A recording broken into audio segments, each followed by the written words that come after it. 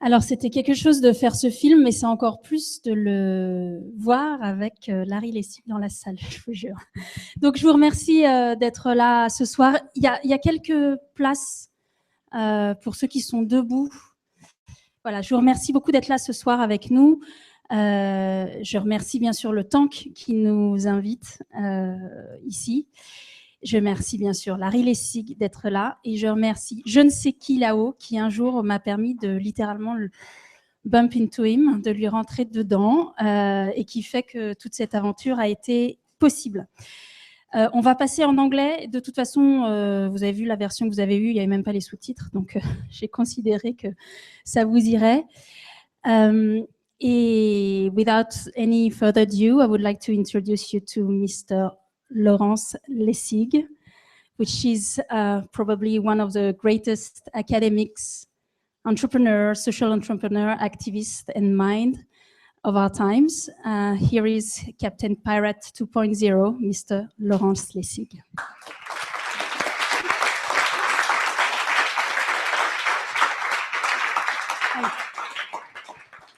On dit juste un tout petit peu bonjour à bricolage de streaming qu'on a fait.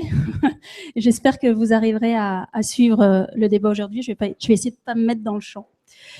So I'm going to start, but really...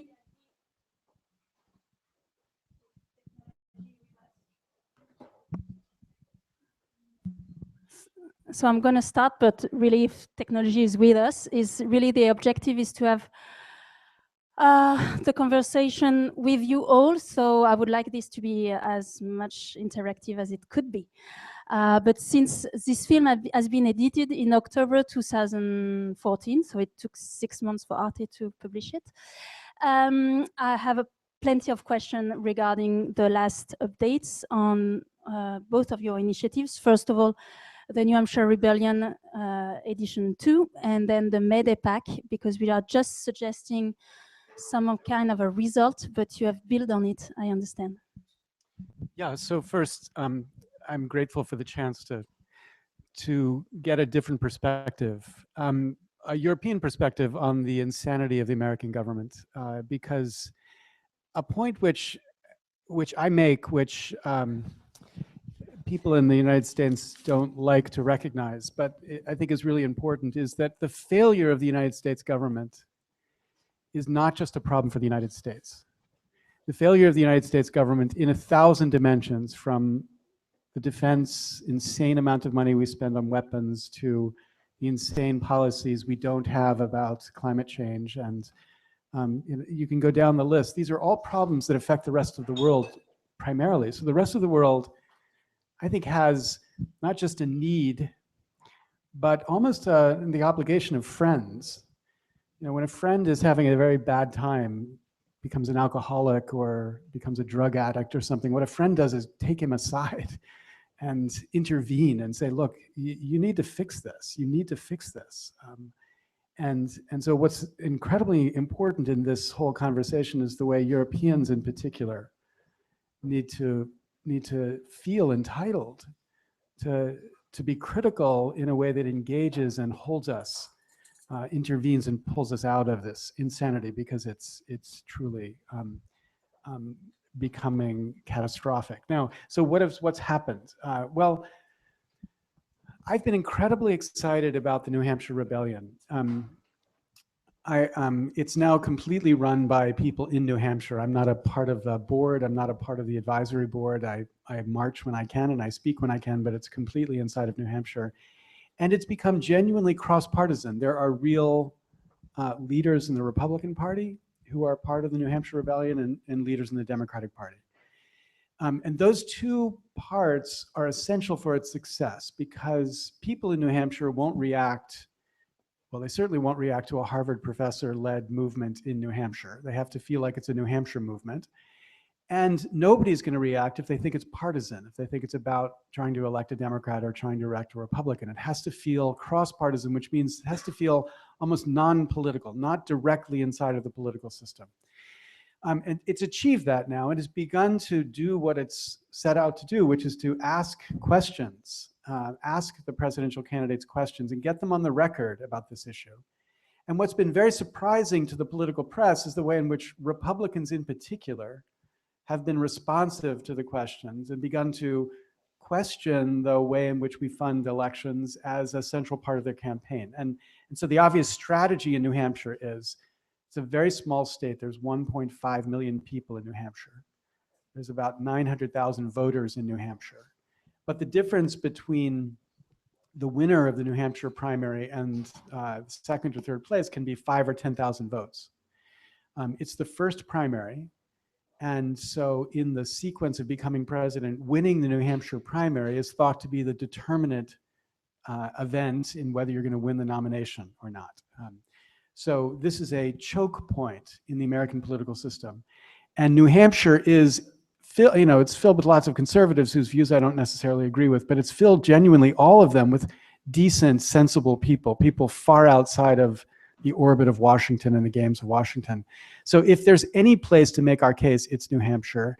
It's beginning to happen in New Hampshire, and I think it will eventually have a significant effect on the presidential primary. But the only way presidents will take this issue up is if it's feasible for them to win. If it's feasible for them not to win just their own election, but win on this issue. If it seems impossible to win on this issue, they will never take it up because they're not going to grab and run with an issue that guarantees their own failure. So that's the other half of the project, what the Mayday is working on. And Mayday announced about 3 weeks ago, on May 1st this year, we're launching a new platform which will enable an incredible kind of citizen lobbying movement, whose objective is really to just increase the number of members of Congress who have pledged, which means co-sponsored, fundamental reform in the way campaigns are funded. Right now, about a third of Congress has done that. Our theory is if we can get to maybe 40 or 45% who have committed to fundamental reform, they're co-sponsors on the bills, then regular political types can look at this question and say, well, it's not actually so hard to imagine winning. We only have to win 30 seats in the House, or we only have to get 10 more votes in the Senate. And if you make it plausible that they could win, and you create a reason for presidential candidates to care about the issue, then those two things together might be the spark that makes it possible for this issue to take off in a dramatic way in 2016. So I'm very happy about what's happening in New Hampshire. We are yet to deploy and test and demonstrate we can do something with the Mayday project, but I'm hopeful we can. And if we do, then I think by the end of the year, we will have succeeded in making this a central part of what the presidential campaign is about. So it has been 8 years that you have started working on the subject of corruption, even if what you were doing before was linked to this. You have started as an academic, then you moved to really activism. What have you learned? What have I learned? Well, one thing is very different about this issue versus the issue around internet or copyright. We began doing work around internet and copyright. Most people didn't understand the issue. Most people didn't understand why there was why shouldn't Mickey Mouse be owned by Disney for the rest of time? Why should there be limits to the way copyright works? Isn't this just property, natural property, human right? That's a very French idea that even existed in the United States. So it required convincing people of the merits as the first step to beginning to engage them politically. With the question of the corruption of Congress, we start with everybody already getting the issue. We don't have to convince anybody of anything. We don't have to prove that the system isn't working, that the politicians are in some deep sense corrupted by the system. But the hard part is to begin to give them a sense that there's something you could do about it. And so that requires demonstrating that we can do something about it. And if you look at the kind of waves of internet activism, they've become more powerful and more surprising in what they've achieved in the United States. I mean, also around the world with TPP around the world, it's quite surprising what that's done too. But in the United States, when Aaron was one of the original architects of the Stop SOPA PIPA movement, when that succeeded, that genuinely surprised everybody in Washington. Nobody believed that was possible. Now, objectively, it's easier to stop something than to get something enacted. So the fact that they were able to, get millions of calls into Congress to stop this key piece of Hollywood legislation was important, but it doesn't demonstrate we could change the system. But the recent victory just this year, in the context of the network neutrality fight, is even more impressive, I think, because in that context, it wasn't that they stopped anything. They actually got a policy enacted against very strong, powerful economic interests that wanted to oppose it. Now, it was just enacted in the agencies. It wasn't enacted by Congress. So the next big step is, can we use the power of this infrastructure and the community it makes possible to enact fundamental change in Congress? And so the hardest thing to think about here is, what's the technique to make that big leap possible? But I understand this is really the point of your May Day 0.20 is to turn the internet towards politicians. Yeah, I mean, this is the question. I mean, we haven't seen we can do it yet, because most people just have no desire to try to engage with politicians. But if there is a technique that can connect them and begin to build momentum, almost the way a Kickstarter campaign does. We got 2 congressmen. We now got 4 congressmen. Now we got 12 congressmen. Now we got 30 congressmen who've committed to fundamental reform.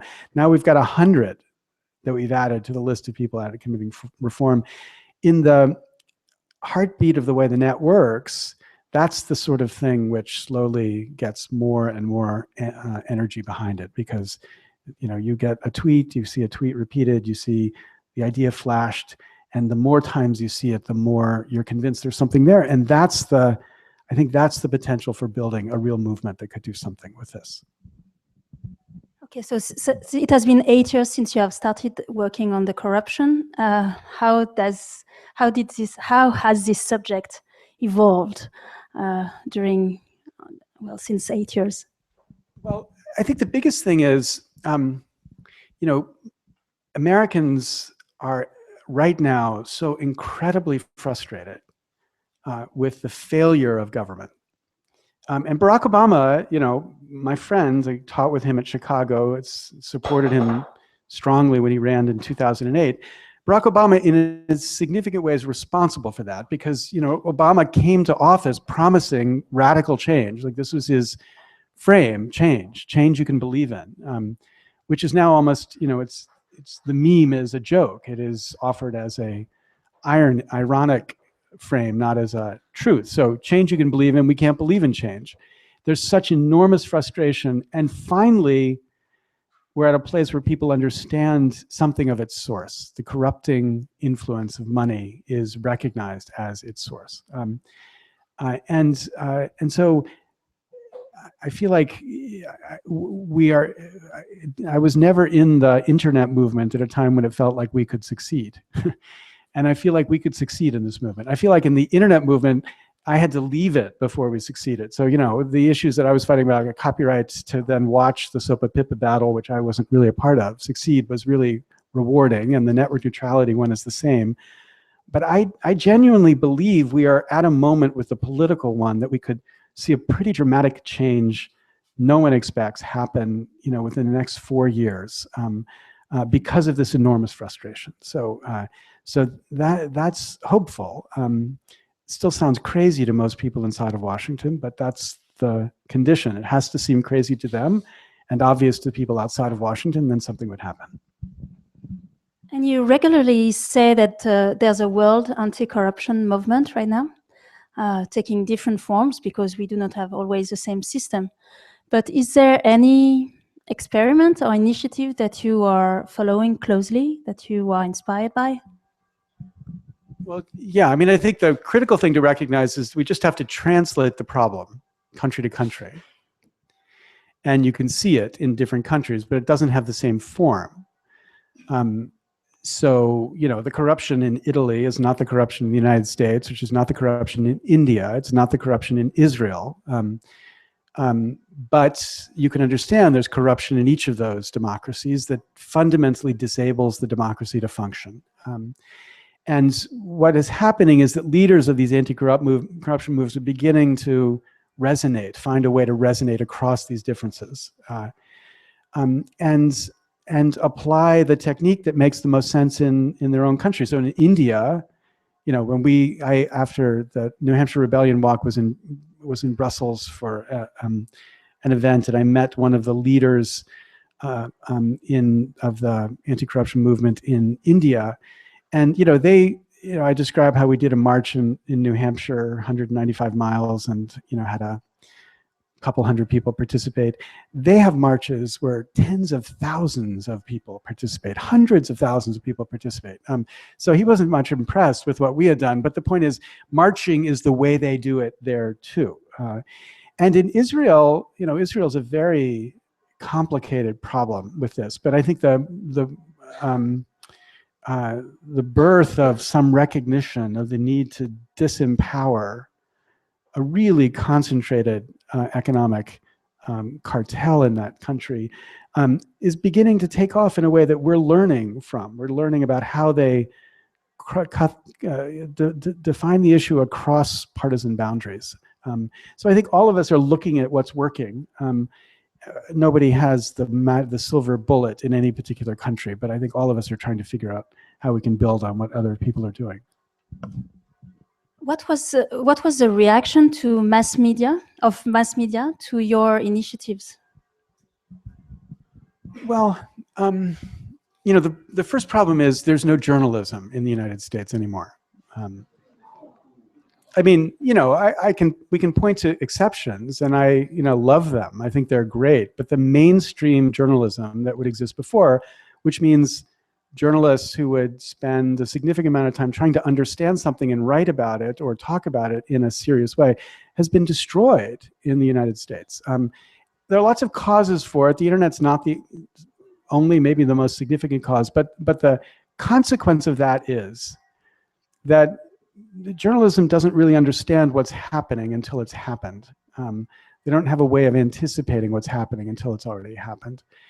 And so the struggle with journalists is always like, how do you get them to pay attention enough to understand it? Because they're, you know, if you give it 2 seconds of attention, you'll understand something, but it won't be the truth about the thing that you're trying to understand. So the struggle with journalists has been when to bring them in and how to get them convinced and how to get it framed in a way that's actually constructive. My own view has been, I don't really care much about that. You know, what's important to me is the energy that's going to come from the genuine net-based movement for reform. That ultimately is going to be, I'm convinced, much more important and powerful than whether you're on the front page of the New York Times or whether there's a story about you on Fox News. And what really convinced me of that was directly tied to Aaron's death. I mean, I remember when I was in Mexico and I got the call on a Friday night that he had killed himself. And I had to leave at 5 in the next morning to fly back to the States. So I didn't get much sleep that night. And I remember, you know, genuinely thinking, would anybody notice that he had died? And the reason to ask that question is he literally had no exposure on the traditional mainstream national media. I mean, he'd been on, like, you know, the Russian TV station in the United States, and he'd been on Al Jazeera and, you know, small, like, Democracy Matters. I mean, small, you know, exposure, but never, there was no New York Times story about Aaron Swartz before Aaron Swartz died. There was no, He was never on MSNBC main show. And, you know, so from the mainstream perspective, he was invisible. So if he died, how would anybody even know? And so I fell asleep for a couple hours, and I woke up to come get the plane, and I began to see, you know, this take off on the net. And then my plane landed in the United States, and it had exploded. And it just was a tangible way to recognize this alternative culture of information that's out there that we don't even have a sense of its power or its depth or how significant it is. But the fact that the overwhelming reaction demonstrated that we understood the world totally disconnected from what the mainstream media was presenting to us. Like there was an alternative understanding of the world that was fed and supported and rich and truthful that had no connection to what the papers were writing or what was on the television. And that's the source for change. That's the potential. It's that you have to touch, because everything else above it is becoming either irrelevant to the generation we need to connect to, people, you know, in their 20s or in their teens or in their early 30s, or it's just too late. It doesn't understand it until it's actually happened and succeeded. And just before giving you the mic, a last question about Aaron and his legacy. I understand that the new version of the Mayday Pack, or whatever you are implementing right now, is directly inspired by one of the ideas that Aaron had. Yeah, so when you ask how do we get members of Congress to commit to reform, one thing is you ask them. So we'll have ways to, you know, members of the Mayday community will reach out to voters and get voters to ask their congressman. And so that's kind of the carrot. It's like being nice and being respectful and encouraging, like be a leader, step up, be a leader. But Aaron had an idea, which we did a test of about 5 years ago now, which was more the stick. And the idea was to recruit donors, funders, to make a pledge, to basically go on strike, to say, I'm not going to give money to any candidate who is not committed to fundamental reform. And Aaron built a little some code that when somebody made that pledge, it pinged the government database to see how much that person gave in the last election cycle, and then counted that as the amount on strike. So if you gave $50,000 in all the candidates you gave, then we counted $50,000 on strike. So very quickly, we had millions of dollars on strike. Well, this idea is in the targeted districts where we're trying to persuade to identify the people who give large contributions and to reach out to them directly using really interesting social graph technology to identify who should be reaching out to them and how, and to recruit them, to say, go on strike. And you know, it's not I mean, most people who give money would love a public interested reason not to give money to a politician. So here it is, my excuse for not giving money to a politician. So they'd love to opt into that, and it's not a high bar for their candidate to, you know, say, okay, fine, I'll co-sponsor reform. Now will you give me the contributions that I need? So we're going to deploy that in a more targeted way to see whether we can use that as another mode of incentivizing members to do the right thing. So I open it to you. There's a mic if you, yeah. Well,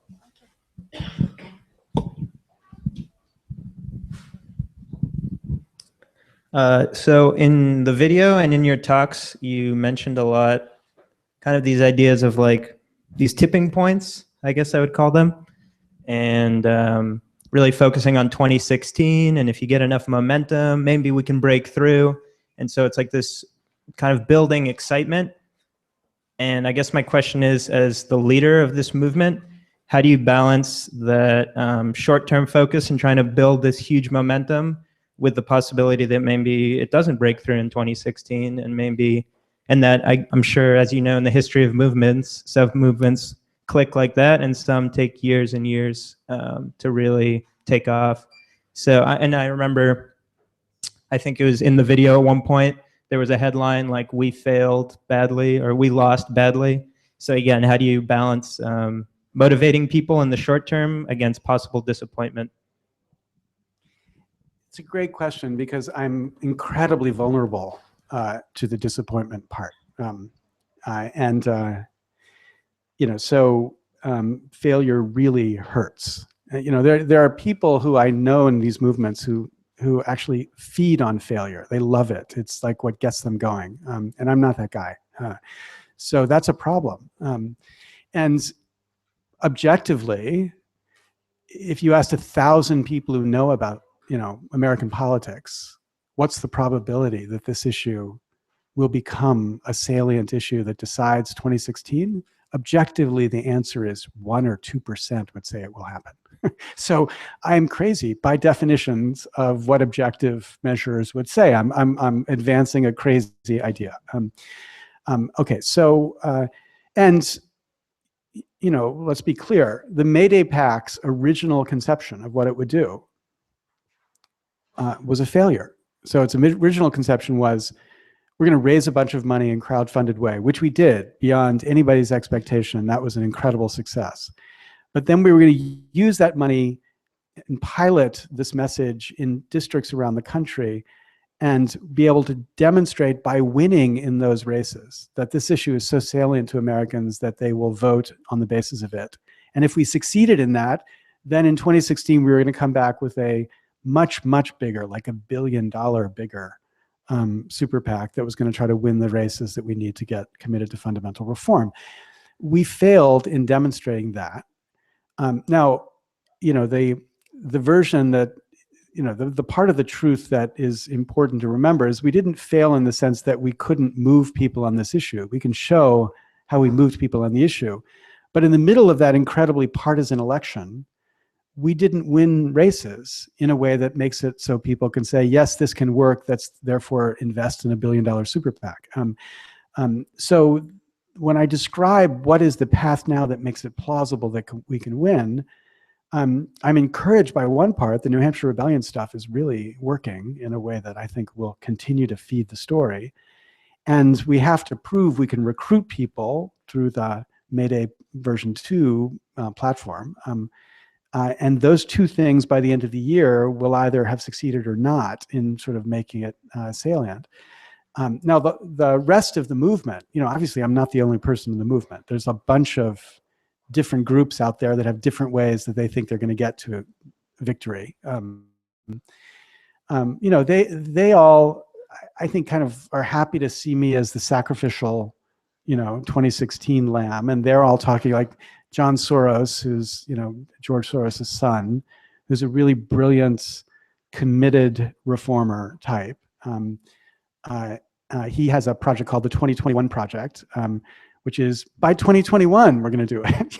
It's like, okay, you're going to do the hard work now so that in 2021, you can, reap the, and, if it's not 2016, I'm signed up to the 2021 solution too. But,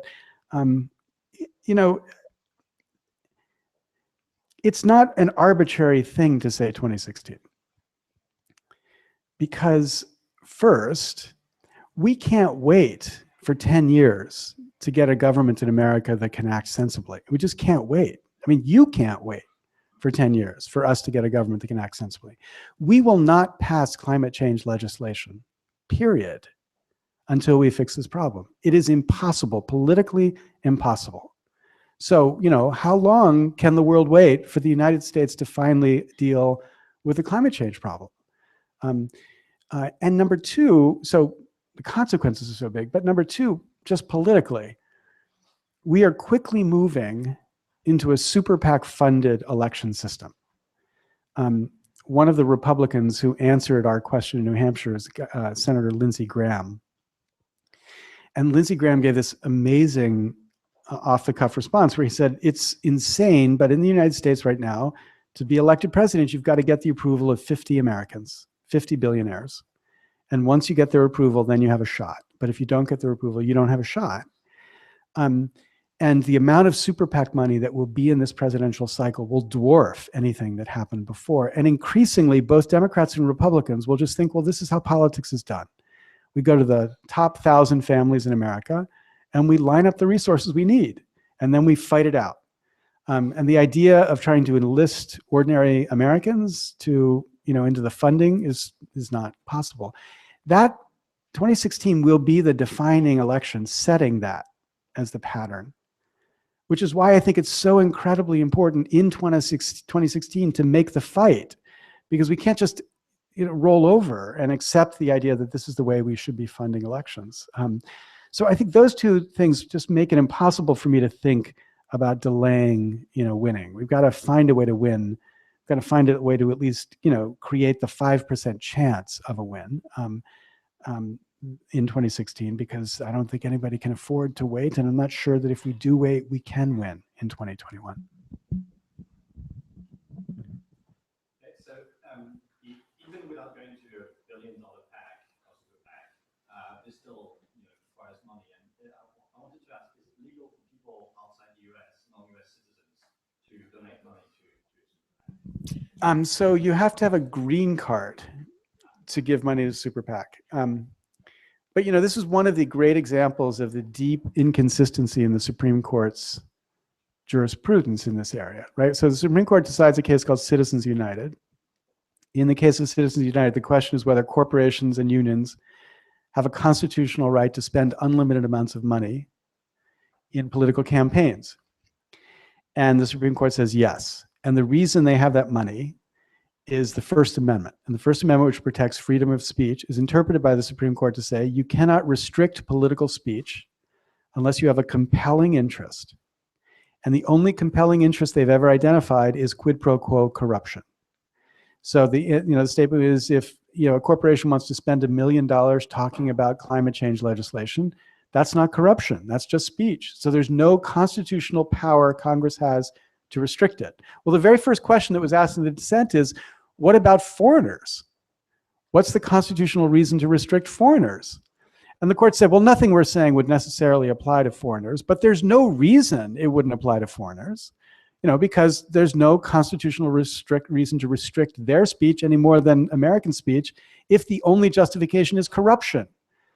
So there have been cases that have tried to push this up to the court. The court's not yet taken this on to try to address it directly.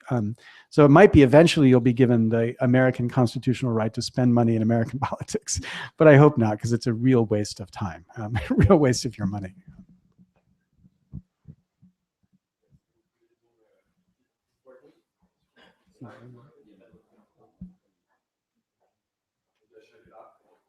Can I speak like this? Or?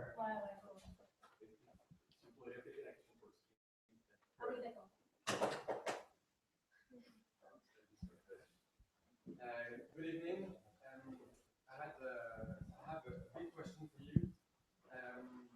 We were talking a lot about frustration and the frustration we have in the US, in France, as citizens. The frustration we have to see the people we vote for to be elected, and the day they enter Congress, they enter presidency, they enter whatsoever. There's the pressure of the money, there is the pressure of the lobby. The day after they enter Congress. So I just wanted to ask you, what do you think about an internet platform that would give the opportunity to citizens to have somehow a more direct democracy? You were talking in your TED speech. You were talking about you were starting your TED speech with a representative democracy, and which doesn't represent anybody anymore, or a few people today. So I'm sure you thought about it before. What would be an internet platform where citizens can vote for laws directly to be represented at the Congress or whatever local or national elections? Yeah, so this is where I feel incredibly conservative, because I believe in a representative democracy. I think we should try it. We haven't tried it yet. I mean, we haven't ever in the history of the United States had a representative democracy. We've always excluded some group. Originally we were excluding non-property owning white males and females and blacks. Then we got rid of the property owning restriction. Then we got rid of, in theory, the black restriction. Then we got rid of the female restriction. Then we got rid of the poll tax, so everybody in theory could be represented, but that was all in the context of the voting election. And we created now a money election, a white, not a white primary, the way it used to exist in the South, but a green primary where you had to raise, and then the only people who are represented in the green primary are the rich people. Okay, so we've never had a representative democracy. I'd like to see it tried for a while and see if it works. The reason I'm skeptical of a direct democracy is that, you know, the truth is most of us have lives independent of politics. You know, we have jobs, we have families, we have things we'd like to be doing.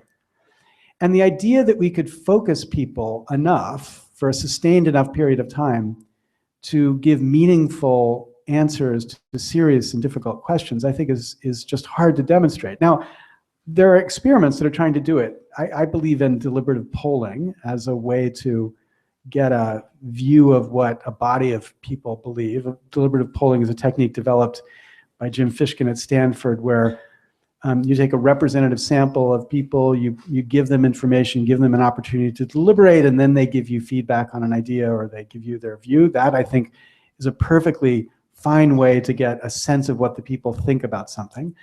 But the idea that you say, okay, we're going to be voting on something or some issue in Congress, and everybody do their reading and then they vote one way or the other, it seems to me unrealistic and so open for capture by special interests, even more than the current system is. I love the experiments that are happening in Germany right now, for example, around liquid democracy. The German Pirate Party's experimenting with this, where basically you could deal with the problem I'm describing by allocating your voting power in a way that assigns it to people you trust, and so therefore you could be, and to the extent we develop those alternatives and they begin to prove that that's a better, more reliable way to represent the people and make the people feel like they are actually being represented, I'm happy to yield to it. But at this point, I don't have any reason to have a lot of faith in that. You know, the progressive movement in the United States is the one movement that we try to model ourselves on. I mean, that's not us in particular, but everybody. Happened about 100 years ago. It was the credible movement, took about 40 years to rally enough Americans to take on the version of corruption that happened then. Their instinct for responding to this problem of corruption was all around direct democracy. So they created the referendum processes in many states. They created the primary process in the United States so that people would directly select the candidates as opposed to the parties selecting candidates. Got elected judges. They did all these things which are about direct democracy. And as much as I admire the political power that they amassed and their ability to take on the most powerful political interest and win, I think most people look at what they produced and don't think it produced a solution to the problem that they have. So referenda in the United States are totally captured by corporate interests that fund campaigns to win in the way they want. The primaries are a core part of the problem in the American political system now, because the people who participate in the primaries are only the most extreme people. So it's like 20% who participate in the primaries, and it's only the most extreme Democrats and most extreme Republicans. Elected judges is the worst idea imaginable, yet it is untouchable in the United States right now. Even though, you know, judges raising money from insurance companies to run their elections that they then decide insurance questions, you know, it's just the most vicious form of corruption. But again, it all came from this idea that more direct democracy would be better. I don't think it was. So I'd love to see experiments that prove it, but before we get there, I'd love to at least try the thing we started with, which was representative democracy. Thank you.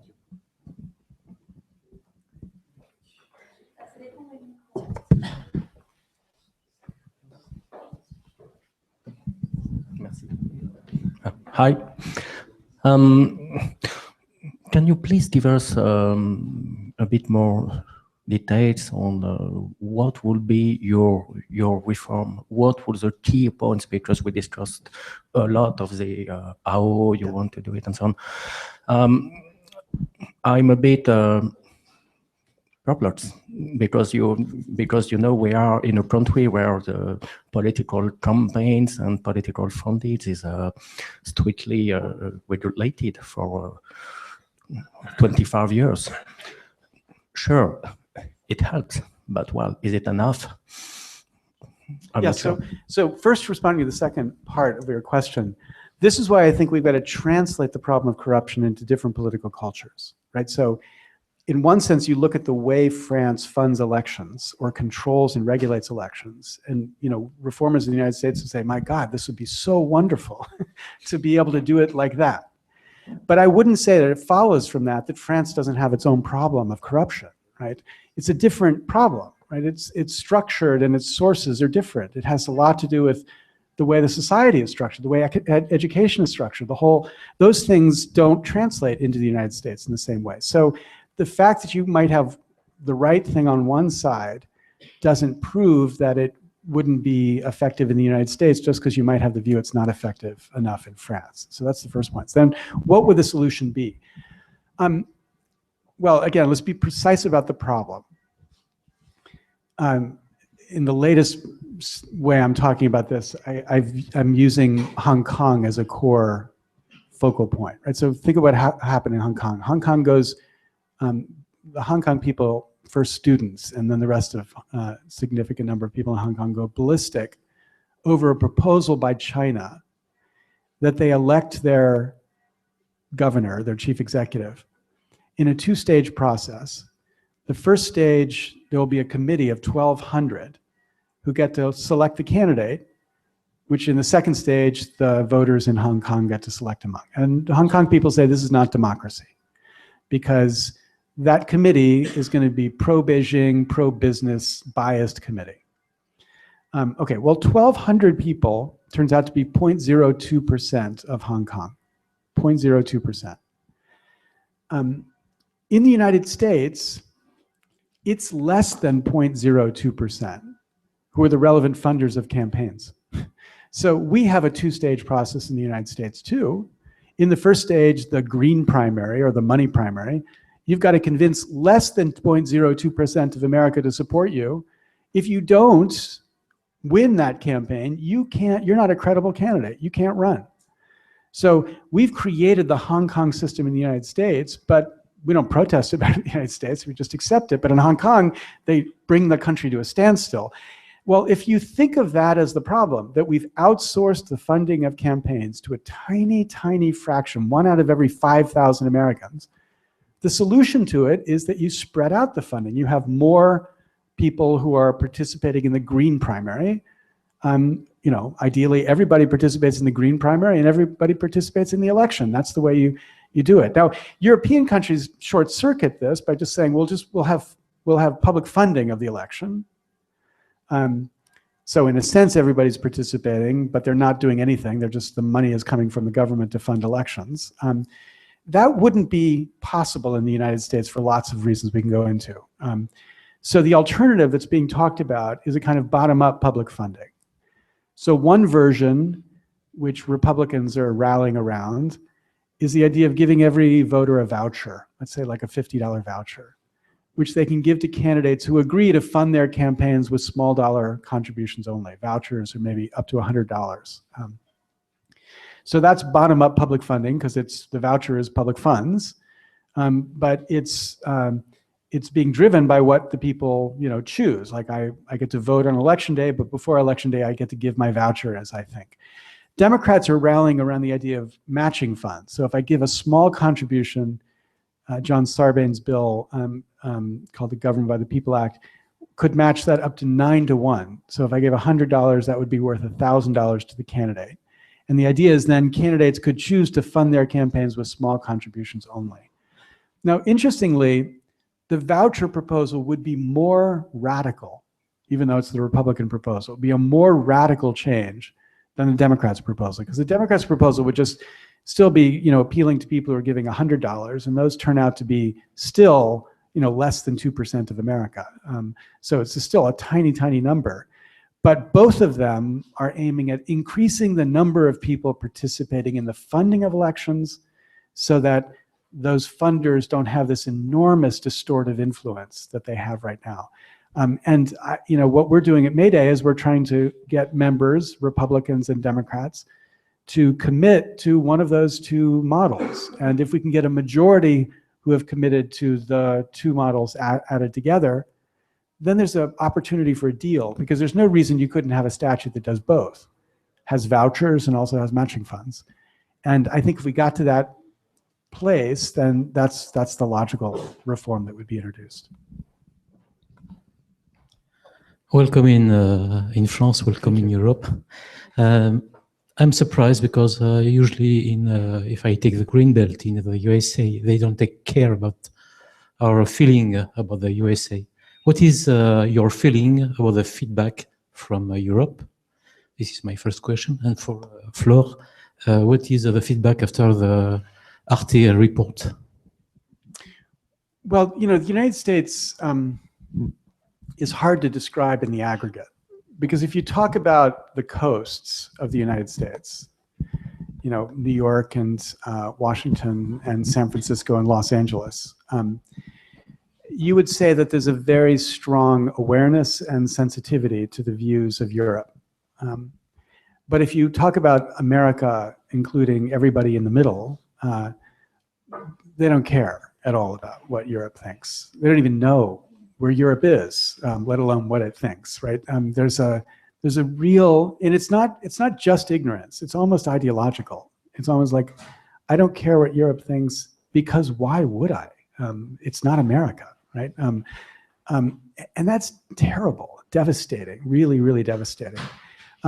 Now, if America were, humming along and doing good in the world and doing good for itself, who would care? I mean, whatever, it doesn't matter. But right now, it really matters that we make relevant and salient the views of the rest of the world about America. Because, most Americans who are 50 or older grew up with this idea, kind of have in the back of their head the idea that America is idolized by the rest of the world. And after World War II, there was a lot of justification for the love which America thought the world gave it. And for many Americans, I think that they continue to believe that the world loves them in exactly that way. That they, everybody wants to be American, everyone wants to come to America, everybody wants their governments to be like America. And when you describe to them the incredible frustration, not necessarily of our, quote, enemies, whoever you want to define them to be, but of our friends, they don't even recognize that that's true. And if they recognize it, they think it's for some, parochial or ignorant reason. So obviously, I think the ignorance is on our side, and we need to find a way to bridge that gap, because it's critically important that the kind of insight that's coming from Europe about what's wrong with the United States penetrate, that we begin to, learn from it. And I think it's possible, but this is a cultural problem, which I think is much more difficult than the problem I'm talking about. Fixing the way you fund elections, that's easy compared with changing Americans' attitude about, what the relevance of the rest of the world is to them. That's really hard. Now, not impossible, but really hard. Hi, Mr. Lessig. First of all, I guess like the whole assembly here, I'm a big fan of yours. But, being a fan means having high expectations. So I'd like to hear you on this question. I'm wondering if there is one other problem which is deeply tied with corruption and we're not addressing here right now, and it is capitalism. Because I think that we can pass laws and that we can work, that you can do whatever we want, but the fact is that a very small number of people have shitloads of money, and even if we pass laws, they will find ways to give money directly to politics or to satellite structures. In France, we have micro-party, and so I'd like to know, what do you think of the issue of a small number getting richer and richer, and a large number getting poorer and poorer, because I have the feeling that we try to fight money with money, and with capitalism we will lose. Well, I think that, you know, in some sense, the biggest consequence of the kind of corruption I'm talking about is the exacerbation of this inequality in the United States. The inequality in the United States is light years beyond what Americans even recognize, and dramatically changed in just the last 40 years. I mean, that's the most striking fact about this, that 40 years ago, we still had a capitalist system, right? But 40 years ago, the level of inequality was radically different than what it is today. You know, a CEO at a company might make 20 times the average salary of the person working in the company. Now they make 500 times, 1,000 times the salary of the average person working in the company. Now, so then what caused that change? Because you can't attribute that change to capitalism, because capitalism was there before the change. So what is the thing that's different here? Well, I'm a big fan of Jacob Hacker and Paul Pearson's book, Winner Take All Politics. And that book, you know, that came out before Piketty's book. So that book was the first really important inegalitarianism book in the United States political thing in the last 10 years. That book, you know, tracks this radical change, but attributes the change to changes in government policy. Series of changes in the government policy in the mid-1970s and early 1980s, really Ronald Reagan kicks this off in a dramatic way, leads to the consequence of this radical change in economic inequality. And, you know, changes in government policy, like how income is going to be taxed, what income will count for taxation, all these kind of, seems like small bureaucratic decisions that have this radical change, but that's what they attribute it to. And I think it's quite convincing that in fact is what happened. But, you know, they don't draw the punch, which I tried to in my book, which is, well, why did government policy change dramatically the distribution of income? And I would say it's because the government policymakers were so sensitive to the people who were funding their campaigns, and the people who were funding their campaigns were the people who benefited from exactly that change. So again, it seems to me it comes back to the way elections are funded. So what does this have to do then with this question of the fundamental, you know, this skepticism that, well, this is all just a function of the problem of capitalism? If I believed that we had to rally America to reject capitalism in order to succeed in solving this problem, I would give up. Because that's not going to happen. That's just not going to happen, you know. But I don't believe it's necessary to rally America to giving up capitalism to address this problem. And indeed, I think it's most important to frame the argument in a way that especially free market capitalists get it. So one of the really great participants in this debate, you know, really the biggest, strongest pushes that's coming from bringing more people into this debate is coming from the right, where people are talking about crony capitalism. And, you know, the complaint of people on the right talking about crony capitalism is that crony capitalism corrupts government and corrupts capitalism. Right? So when you crony capitalism, just referring to the idea that the successful industries use their leverage to bend the policies of government to favor them, that protects them against the next generation competitors. So capitalists hate that. Theoretical capitalists hate that because they think that destroys capitalism, and I hate that because I think that destroys democracy. But the point is, you don't have to say we're going to give up on capitalism in order to hate that kind of corruption. So I think the framing of this has got to be, and it's good that I believe it's also true that it can be, how do we stop the corruption of the system, which would benefit people who really believe in free market capitalism as much as it would benefit those who are looking at the corruption, the inequality as a core consequence of this corruption is something that has to be addressed. Now, other countries might think they need to address it differently. I just hope that the perception doesn't develop that the only way we deal with this corruption is to give up what we call in America the free market system. That's capitalism, but that's what we call it. Because the hill that would have to be climbed to do that is just, I think, not climbable. I have a question from the lady there, so I'm going to translate actually because she. Okay, I will try. She actually wants to ask whether you feel that artist support is important in your fight against corruption. We talked about journalists, but what do you think of movie makers, etc.? Yeah, I think they're critical, but it's important to understand why they're critical. You know, there are very few people in the United States who are free to say what they believe, genuinely free to say what they believe. You know, rich people can do that because it doesn't matter, they've got their money.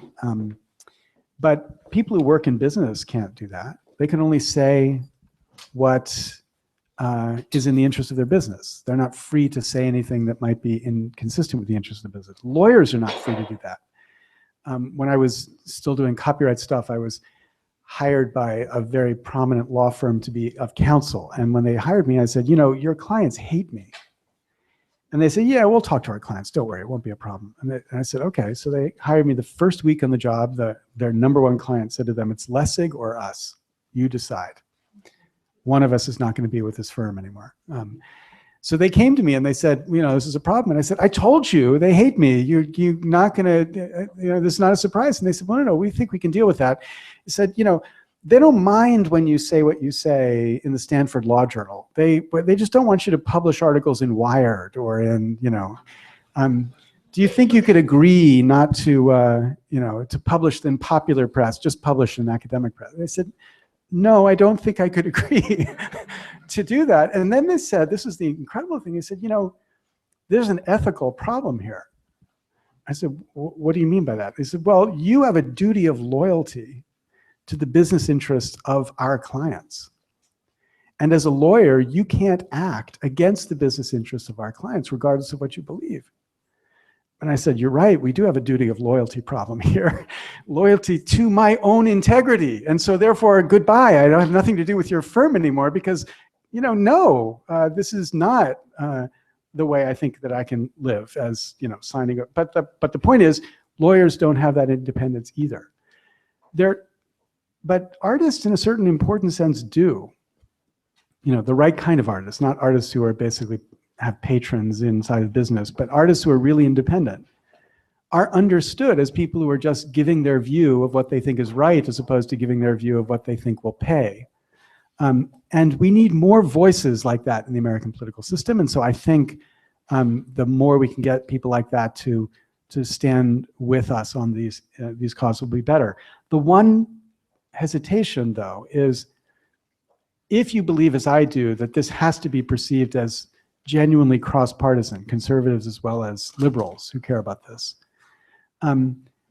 Most artists are perceived to be liberals. So if you had a bunch of left-wing artists sort of rallying to the idea of addressing the corrupting influence of money in politics, that would instantly spin to a Democrat-Republican framing, and that would instantly defeat the possibility of winning. So we've got to be sensitive about who we're bringing in and how they're being represented. But absolutely, this is a critical part of what success will be.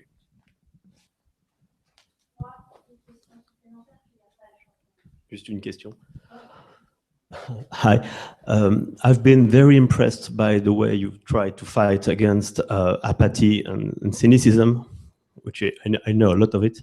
And you try to bypass the big media by using the internet to talk to the people and walking to talk to the people. But do you think today that the internet is still a tool to network and a grassroots tool to raise awareness of people? Or is it already a little too late because the internet now is full of YouTube, stupid BuzzFeed videos, and it's already something that is been taken over by mainstream and corporate interests? So I think the internet is the essential tool that we have. And I agree that there's lots of you know, the cat videoization of the internet has, you know, gone beyond anything I would have expected. And you know, the advertising-driven internet has gone beyond anything I would expected. But as long as we maintain basic network neutrality principles, there still is the platform available to be used to rally people to causes that are worthwhile. And you know, the optimistic view of people in the internet is that, you know, you get enough of your cat video fix, then you're focused on some other stuff too, and we'll get the cycles we need, you know, in the off times between the cat videos, and that might be all we need, right? So I can't give up on the internet. That's the only thing that's plausible here, right? It's not enough. I mean, I think that's what's so powerful about marching, is you realize that people really need to see people out there. They have to get together. They have to physically engage. You know, and the marches that have happened in Europe, I think are, you know, impressive precisely because of that. And the Israeli march, where 400,000 Israelis marched for equality issues, that was exactly that. So it's not enough, but it's the only way to pull it together. I don't know if you remember the Gandhi film. This was so striking to me when I saw this film originally to think about this. You remember with the Salt March that Gandhi organized was at a time when Gandhi couldn't go on the press and make any announcements about what he was doing, right? There was no, because by law he wasn't able to do that. So he couldn't have a newspaper, he couldn't make public pronouncements to sort of organize these rallies. So you think, well, how did that happen? That you could get, you know, so many hundreds of thousands of people to participate when there was no way to talk to them. And what you realized is they had developed their own Twitter network, right? It was kind of the whisper network, like one-to-one people would spread the word of what was going to happen, and that was effective in producing recognition and understanding that could then be rallied at a critical moment to, well, that's what we need the internet for today. You know, and that, again, as I think back to the recognition of how many people knew who Aaron was the manifestation of that, right? The whisper network, that kind of, you know, the essential power of the retweet, the essential political role of the retweet is a way to understand how this is possible. And we need it. It's the only thing we could possibly have. And so figuring out how to deploy it and trigger it effectively will be the critical task that we've got.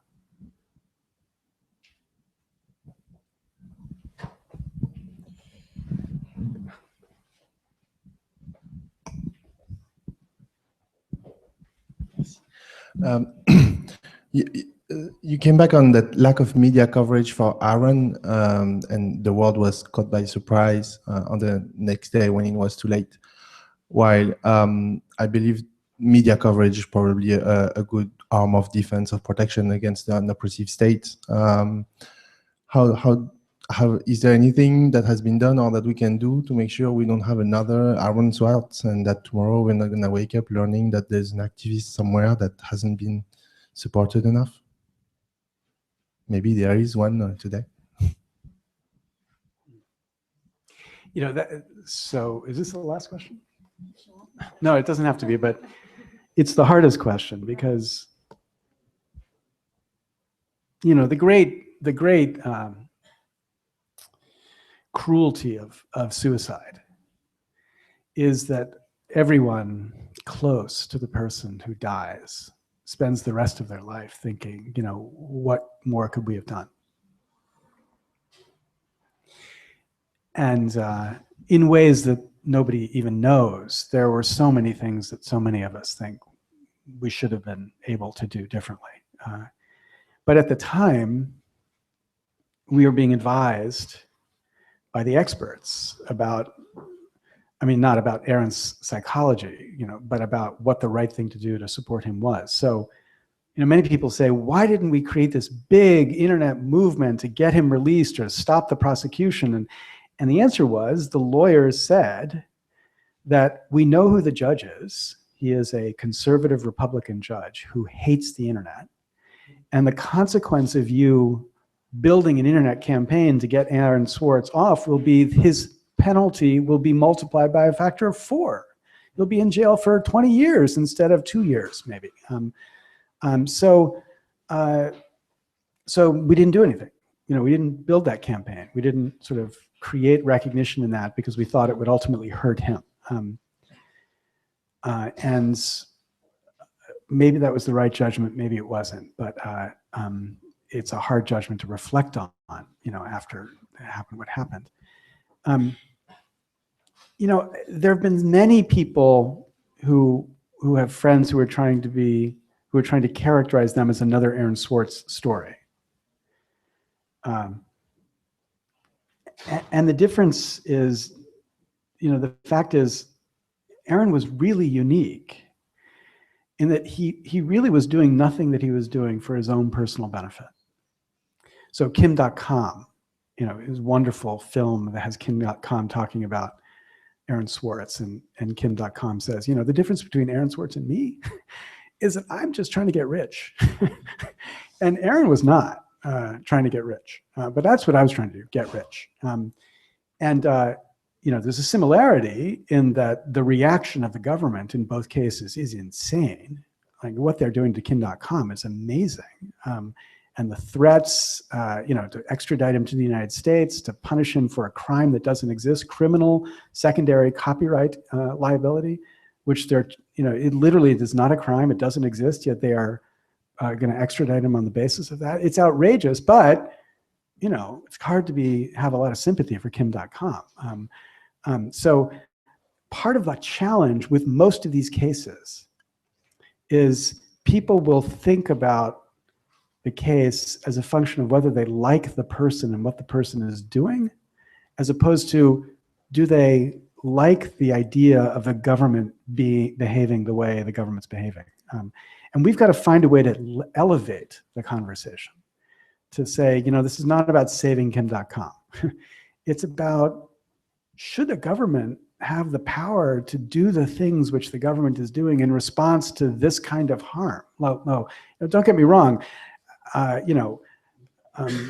People who steal people's identity and people who steal people's assets, or people who engage in criminal exploitation of children, these are not people I have any interest in defending. But the problem we have right now is that there's no ability in our government to distinguish between the hacker who steals credit card data and the hacker who's trying to make the world a better place, like Aaron, like they're the same person.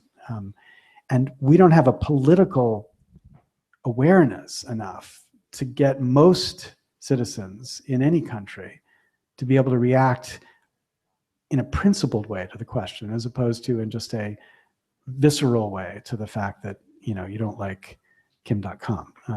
And so to the precise answer to your question, is there stuff we could do? There's tons of stuff we could do. Every one of these cases should be cases where we try out, we experiment.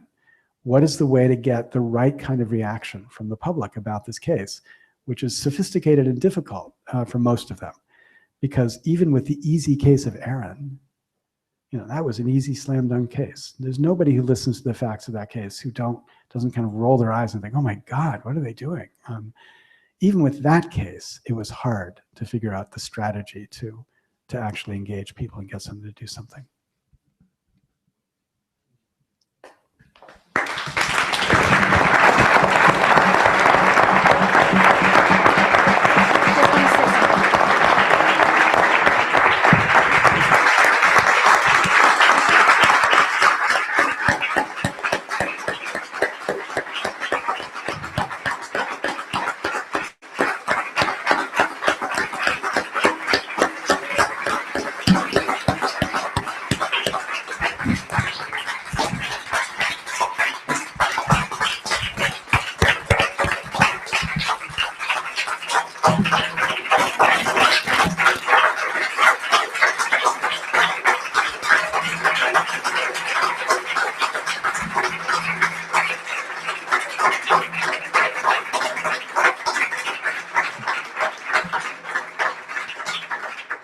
So I think we all agree that we need people like Larry Lessig. So anything that we can do here would be welcome. I suggest, I don't know, I launched the idea that next year during the New Hampshire Rebellion in January, we're all not gonna go to New Hampshire. It's gonna be impossible. But wherever we are, we maybe be walking with a pancarte saying New Hampshire Rebellion, and everybody will ask, what is that? And then you will explain. And maybe we can do that. Thank you very much. Bye-bye.